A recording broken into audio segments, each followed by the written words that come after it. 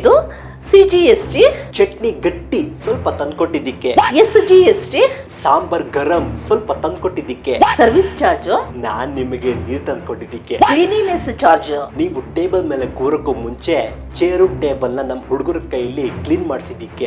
ಏನಿದು ಏನು ಸರ್?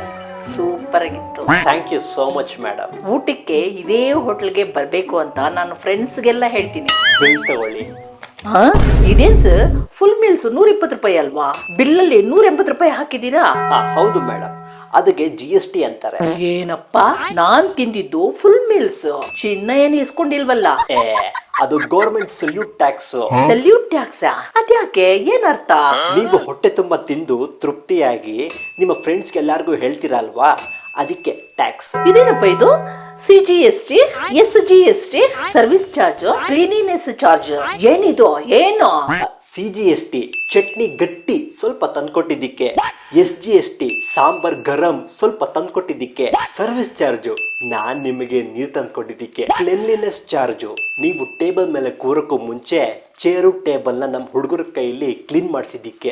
ಅಯ್ಯೋ ದೇವ್ರೆ, ಹೋಟ್ಲಲ್ಲಿ ತಿಂಡಿ ತಿನ್ನಕ್ ಬೇರೆ ಲೋನ್ ತಗೋಬೇಕೋ ಏನೋ? ಅದು ಗೊತ್ತಿಲ್ಲ ಮೇಡಮ್. ಹೊಟ್ಟೆ ತುಂಬಾ ತಿಂದಿರೋರ್ಗೆ ನಾವು ಬಿಲ್ ಕೊಟ್ಟು ಹೊಟ್ಟೆ ತುಂಬಾ ನೋವು ಕೊಡ್ತೀವಿ ಅಂತ ಇಲ್ಲಿ ಬರೋರು ಎಲ್ಲಾರು ಹೇಳ್ತಾರೆ. ನಿಮ್ಮ ಫ್ರೆಂಡ್ಸ್ಗೆ ನಮ್ಮ ಹೋಟೆಲ್ ಬಗ್ಗೆ ಹೇಳೋದನ್ನ ಮರಿಬೇಡಿ. Thank you sir.